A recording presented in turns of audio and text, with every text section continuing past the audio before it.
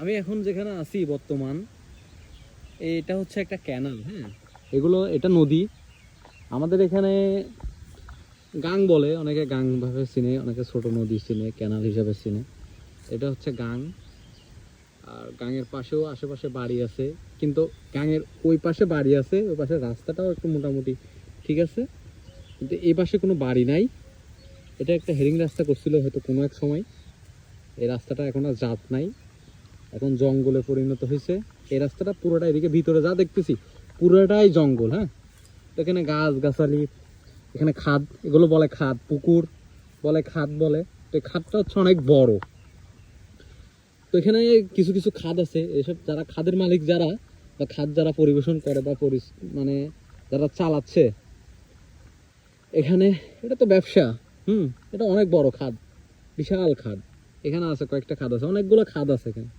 তো এরকম যদি খাদ থাকে, কিছু জায়গা থাকে, হয় সম্পদ থাকে, এখানে আপনার উদ্যোক্তা হইতে আপনাকে কেউ ঠেকাইতে পারবে না। আর উদ্যোক্তা হলে আপনাকে আল্লাহ তাআলা রিজিকে বরকত দিতে মানে কোনো টাইমই লাগবে না।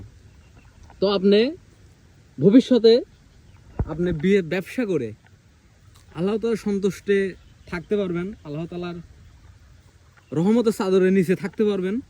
ব্যবসা আপনি হালালভাবে করতে পারবেন যদি এই ধরনের ব্যবসাগুলো করেন। যেমন খাদ, এই খাদটা সুন্দরভাবে আপনি যদি ব্যবসা করেন, মাছ ছেড়ে, বিভিন্ন মাছ ছেড়ে মাছ বড় করে, এগুলো তো হালাল ব্যবসা।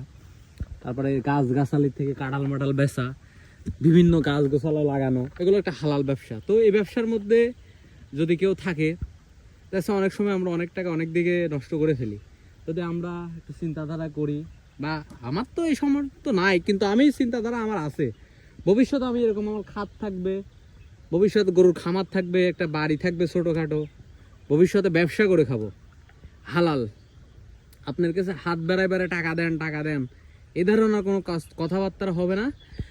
যা চাইবো ওই উপর আল্লাহর কাছে চাইবো, যা চাইবো ওই মহান আল্লাহ তাআলার কাছে চাইবো।